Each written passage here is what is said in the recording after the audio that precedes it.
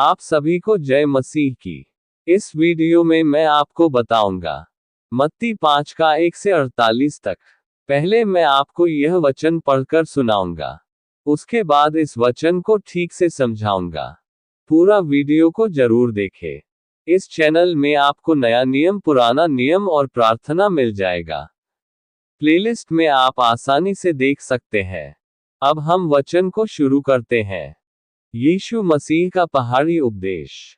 वह भीड़ को देखकर पहाड़ पर चढ़ गया, और जब बैठ गया तो उसके चेले उसके पास आए, और वह अपना मुंह खोलकर उन्हें यह उपदेश देने लगा। धन्य वचन। धन्य है वे जो मन के दीन है, क्योंकि स्वर्ग का राज्य उन्हीं का है। धन्य है वे जो शोक करते हैं, क्योंकि वे शांति पाएंगे।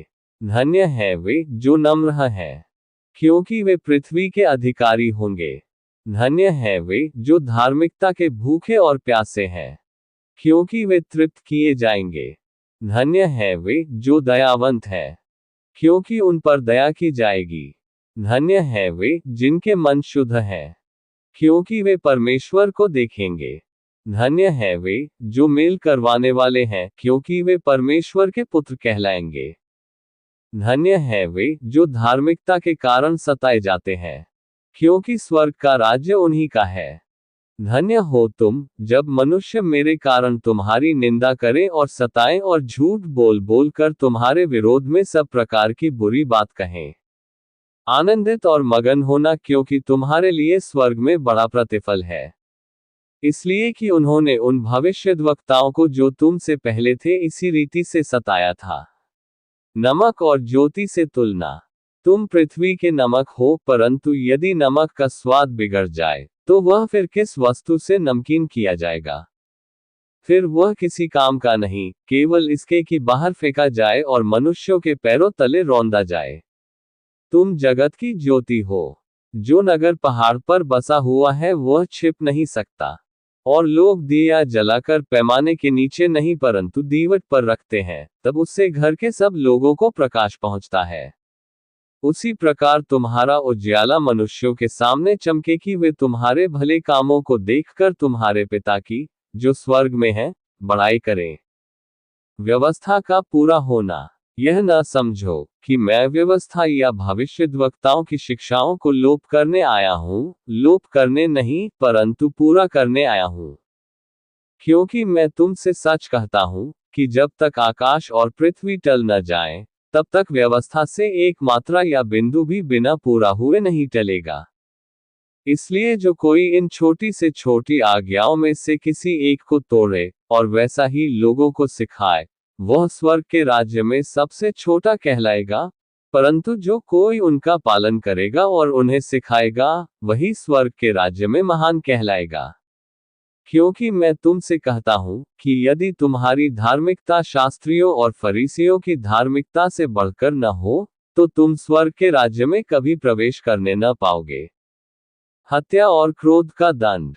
तुम सुन चुके हो कि पूर्वकाल के लोगों से कहा गया था कि हत्या न करना, और जो कोई हत्या करेगा वह कचहरी में दंड के योग्य होगा।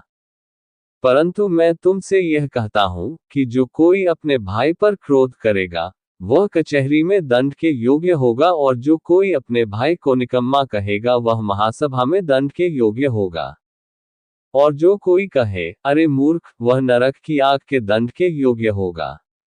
इसलिए यदि तू अपनी भेंट वेदी पर लाए, और वहां तू स्मरण करे कि मेरे भाई के मन में मेरी ओर से कुछ विरोध है, तो अपनी भेंट वहीं वेदी के सामने छोड़ दे, और जाकर पहले अपने भाई से मेल मिलाप कर, और तब आकर अपनी भेंट चढ़ा। जब तक तू अपने मुद्दई के साथ मार्ग में है, उससे झटपट मेल मिलाप कर ले, कहीं ऐसा ना हो कि मुद्दई तुझे न्यायाधीश को सौंपे, और न्यायाधीश तुझे सिपाही को सौंप दे, और तू बंदीगृह में डाल दिया जाए। मैं तुमसे सच कहता हूं कि जब तक तू पाए चुका न दे, तब तक वहां से छूटने न पाएगा। व्यभिचार के विषय में शिक्षा।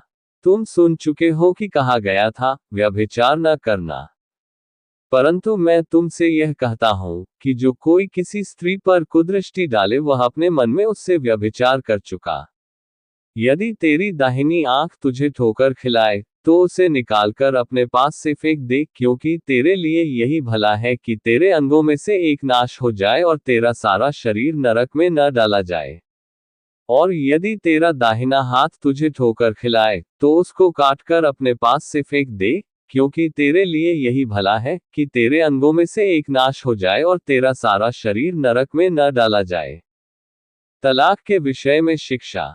ये भी कहा गया था, जो कोई अपनी पत्नी को त्याग दे तो उसे त्यागपत्र दे। परंतु मैं तुमसे यह कहता हूं कि जो कोई अपनी पत्नी को व्यभिचार के सिवा किसी और कारण से तलाक दे, तो वह उससे व्यभिचार करवाता है, और जो कोई उस त्यागी हुई से विवाह करे, वह व्यभिचार करता है। शपथ न खाना।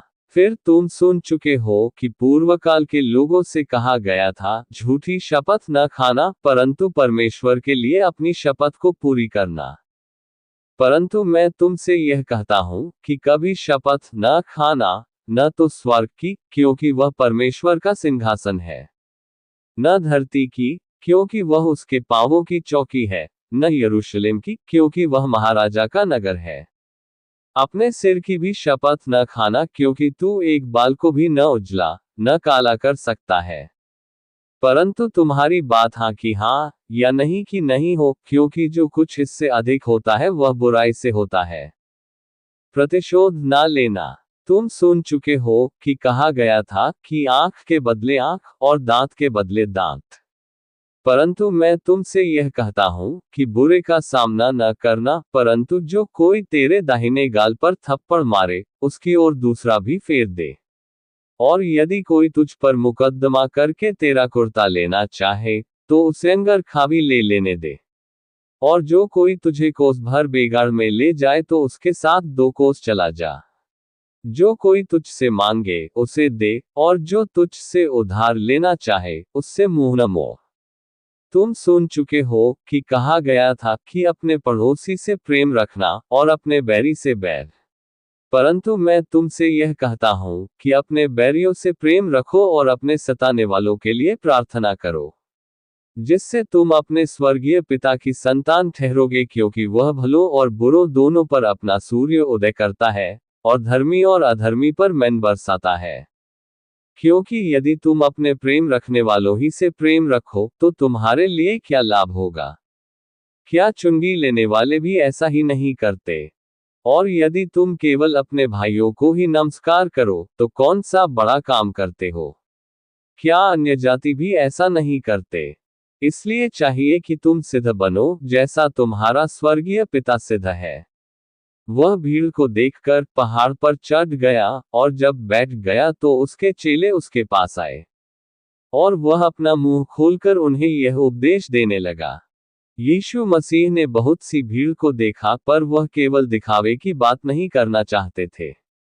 इसलिए वह पहाड़ पर चढ़ गए एक शांत जगह पर।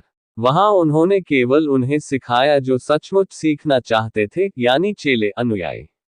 उन्होंने बैठकर सिखाया, जैसा यहूदी गुरु किया करते थे। धन्य वचन। यहाँ यीशु ने सिखाया कि असली आशीर्वाद पैसे या ताकत में नहीं, बल्कि आत्मा और मन की स्थिति में है। मन के दीन, जो खुद को बड़ा नहीं मानते और ईश्वर पर निर्भर रहते हैं।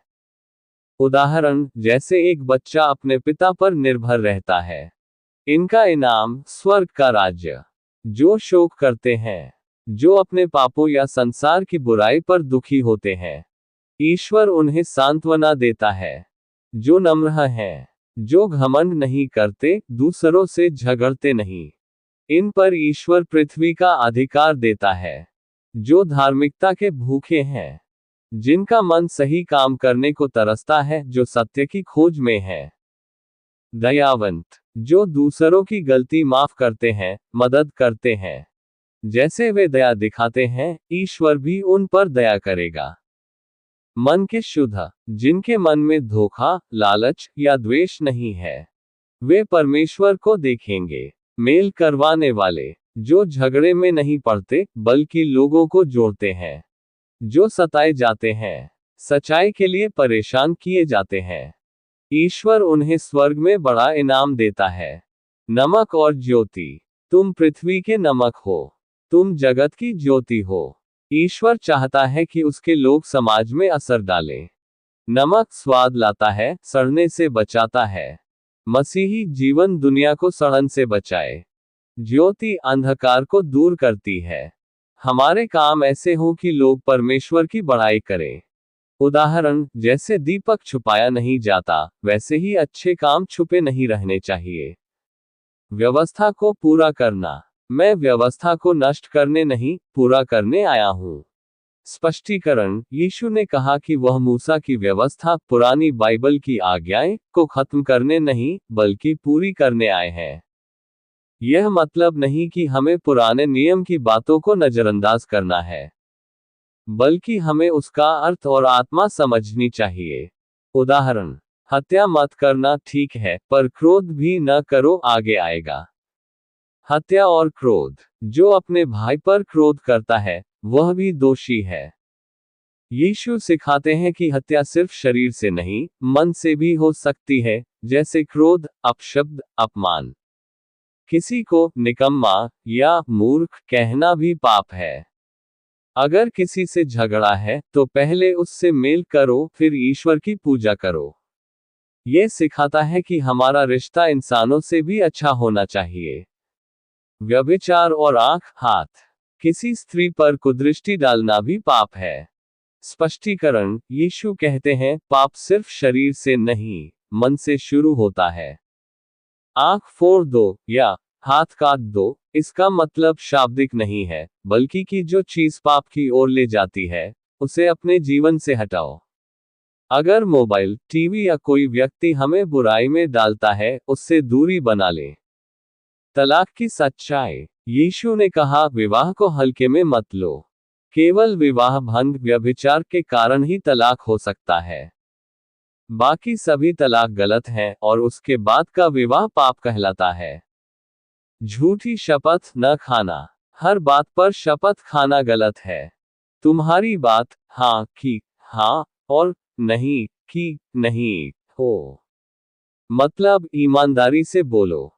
झूठे वादे, झूठी कस्में या दिखावे की बातें पाप है। बदला मत लो। जो तेरे गाल पर थप्पड़ मारे, दूसरा भी फेर दे। इसका मतलब यह नहीं कि हम खुद को मार खाने दें, बल्कि हमें बदले की भावना नहीं रखनी चाहिए। उदाहरण, अगर कोई तुमसे जबरदस्ती कुछ ले जाए, तो उसके साथ प्यार दिखाओ ताकि उसका मन बदल जाए। दुश्मनों से प्रेम। यह सबसे ऊंचा आदर्श है।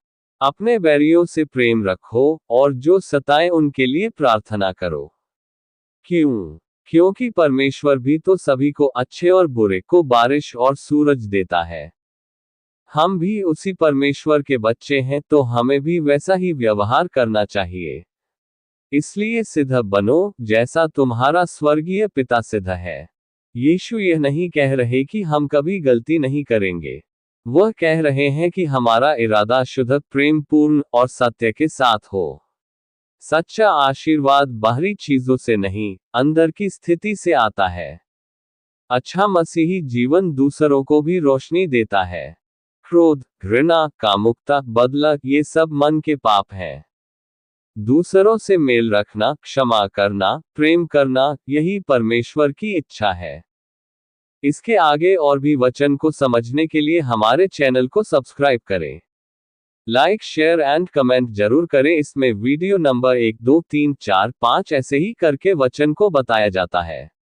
आप इस वीडियो को जरूर देखें और दूसरों को भी शेयर करें, ताकि परमेश्वर का वचन हर कोई ठीक से समझ पाए। प्रभु आपको आशीष दे। धन्यवाद।